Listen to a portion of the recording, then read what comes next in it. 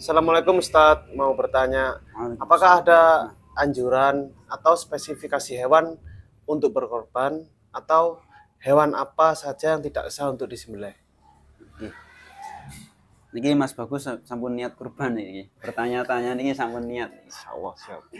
Jadi untuk hewan nih, untuk spesifikasi dari hewan yang dilaksanakan untuk kurban, maka pertama kita harus melihat dari sisi kenormalannya. Artinya kalau hewan itu normal, anggota tubuhnya lengkap, kakinya nggak satu, ngoten gitu. Jadi anggotanya lengkap, kakinya 4, ngoten. Kemudian dia sehat, maka itu secara umum adalah spesifikasi dari hewan yang boleh untuk dilaksanakan untuk dibuat kurban. Kenapa? Karena ketika kita berbicara tentang hewan yang tidak sah dalam kurban, maka kita akan menemukan beberapa hal. Yang pertama itu kalau hewannya itu pincang. Kalau hewannya pincang, misalkan kasusnya biasanya kalau hewan itu diangkut di truk, kemudian terjadi kecelakaan, menjadikan hewannya itu pincang, sangat parah, ya, maka itu tidak sah digunakan untuk kurban. Itu yang pertama. Yang kedua, kalau kita melihat hewan kurban ternyata kok dia buta, baik satu ataupun dua-duanya buta, maka ini juga tidak sah untuk digunakan sebagai kurban. Jadi secara global memang kita harus melihat sisi kenormalannya, matanya sehat, kemudian kakinya juga tidak pincang, gemuk, ya, gemuk itu bagus, ya, lebih utama. Karena kalau ada hewan kurban yang sangat kurus, ya, sangat kurus, kemudian lemas, lumpuh misalkan, sehingga menjadikan badannya itu kecil, kurus sekali, sampai-sampai dia itu nggak punya sumsum tulang belakang saking kecilnya, ya, saking kecilnya, maka juga tidak sah digunakan untuk kurban. Jadi ada beberapa spesifikasi yang menjadikan hewan kurban itu tidak sah.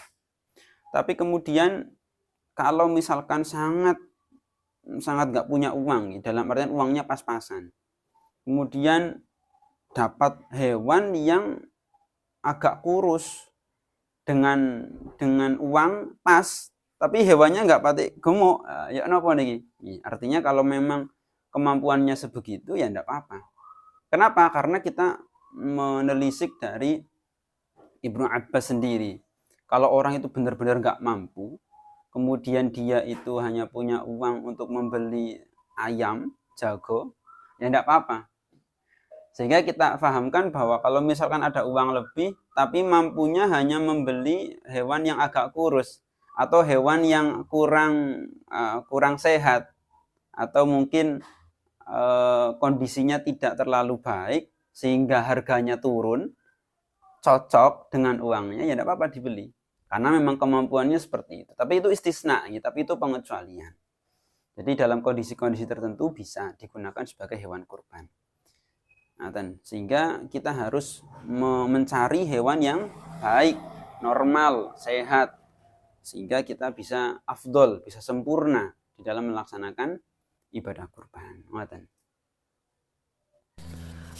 Kemudian adakah hewan yang afdol untuk berkorban? Contohnya, apakah boleh berkorban dengan kambing betina? Gitu Ini Ustadz. bener nih, jadi salah satu yang sering disampaikan oleh mereka minhum, ya. Jadi kadang seperti harus gitu ya, hewan kurban itu berjenis kelamin jantan. Padahal itu hanya afdol, kesempurnaan.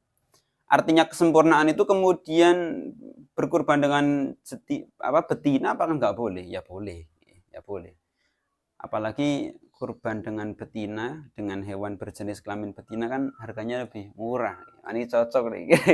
Artinya ya nanti melihat kondisi. Kalau kita pengen afdol, pengen sempurna, mendapatkan kesempurnaan dari hewan kurban, ya cari yang jantan, tidak dikebiri, ya. Kemudian semua fisiknya normal, sehat, gemuk kayak tadi yang kita sampaikan.